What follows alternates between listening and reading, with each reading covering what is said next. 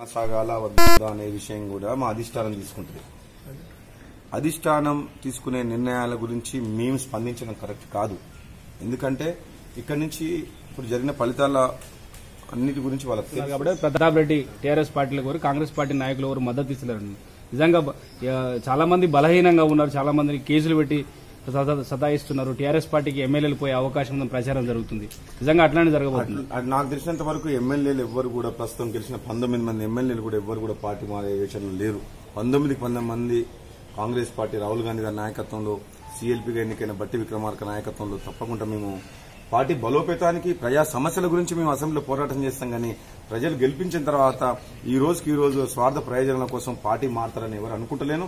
ఒకవేళ ఏదైనా సమస్యలుంటే కాంగ్రెస్ పార్టీ అధిష్టానంతో చర్చించి వాళ్ళకున్న సమస్యలను పరిష్కరించుకుంటానికి ప్రయత్నం చేయాలి తప్పితే పార్టీ మారినంత మాత్రమే సమస్యకు పరిష్కారం కాదు. కాబట్టి ఒక పార్టీ నమ్ముకొని వాళ్ళు బీఫామ్ ఇచ్చి కంటిన్యూ చేయాలన్నా లేకపోతే మార్చాలన్నా ఇటువంటి అంశాలన్నీ అధిష్టానం కాంగ్రెస్ పార్టీ తప్పకుండా పరిగణలోకి తీసుకుని సమీక్షించిన తర్వాత మనకి కొన్ని నిర్ణయాలు వస్తుంటాయి. ఇప్పుడు ఇది అధిష్టానం తీసుకోవాల్సిన నిర్ణయం కాబట్టి దాని మీద నేను స్పందించలేను. మీ అభిప్రాయం?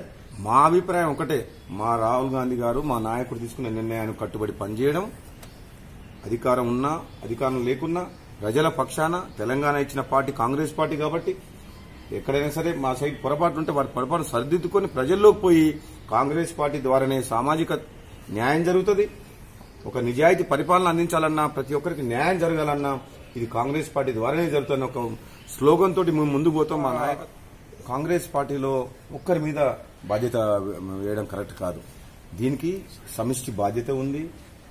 కాంగ్రెస్ పార్టీ అధిష్టానం కూడా కొన్ని నిర్ణయాలు ఆలస్యం చేయ టికెట్ల పంపిణీ ఉదాహరణ చెప్తున్నా. దానికి ఉదాహరణ ముందే టికెట్లు ఇచ్చుంటే కొంచెం ఇంకొన్ని సీట్లు ఎక్కువ వచ్చేది. పొత్తులలో కూడా కొన్ని పొరపాట్లు జరిగినాయి, కొన్ని సీట్లు తప్పించినామని అంటున్నాం. చాలా కారణాలు ఉన్నాయి కాబట్టి దీనికి ఎవరినో ఒకరిని బాధ్యులు చేయడం కరెక్ట్ కాదు. గెలుపోవటం అనేది రాజకీయాల్లో సహజం.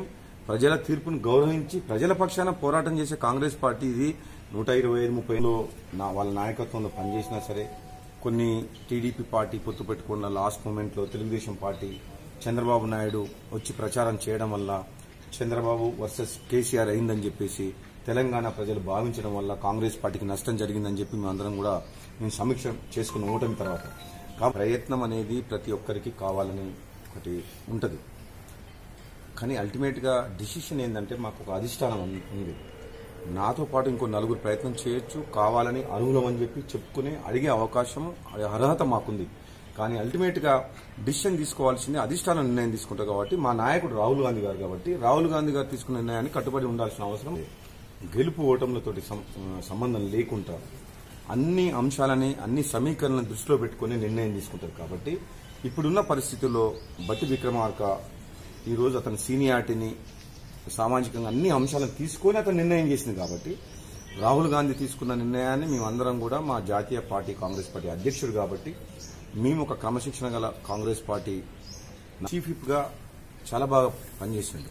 ఇప్పుడు మనకు ఇక్కడ కావాల్సింది ఏంటంటే హౌస్ లో కావాల్సిందంటే ఒక సీనియారిటీ ఎక్స్పీరియన్స్ తోటి సభలో ప్రస్తావించిన అంశాలు వాటి గురించి చర్చ వాటిని ముందుకు తీసుకుపోవాల్సిన అవసరం ఉంది. కాబట్టి అతని ఎక్స్పీరియన్స్ ని ఈ విషయంలో అతని ఎక్స్పీరియన్స్ బాగుంది కాబట్టి already PCC president Uttam Kumar Reddy గారు ఉన్నారు కాబట్టి ఒక సామాజిక నేపథ్యంలో కూడా ఒక దళితుని ఎంపిక చేస్తే బాగుంటుందని చెప్పి రాబోయే పార్లమెంట్ ఎన్నికల్లో కూడా కాంగ్రెస్ గారు అందరూ సమర్థులమే. కాకపోతే ఏంటంటే బట్టి విక్రమార్క గారు గతంలో కూడా చీఫ్ విప్ గా పనిచేసిండు, డిప్యూటీ స్పీకర్ గా పనిచేసిండు, ఎమ్మెల్సీగా 3 సార్లు ఎమ్మెల్యేగా పనిచేసిండు. కాబట్టి ఆయన అనుభవాన్ని ఈక్వేషన్ అన్ని దృష్టిలో పెట్టుకుని అతనికి అవకాశం మన రాహుల్ గాంధీ గారు కల్పించారు. కాబట్టి మేమందరం కూడా అతనికి సహకరించి తప్పకుండా కాంగ్రెస్ పార్టీ శాసనసభ పక్షం సభ్యులందరం కూడా ప్రజల పక్షాన అసెంబ్లీలో మేము చేయాల్సిన సమస్యల పోరాటం గురించి కానీ తప్పకుండా మేము అతనితో సహకరించి మా కాంగ్రెస్ పార్టీ బలోపేతం చేసేందుకు ప్రజా సమస్యల మీద అసెంబ్లీలో మేము తప్పకుండా పోరాటం చేస్తాం. అంటే కాంగ్రెస్ పార్టీలో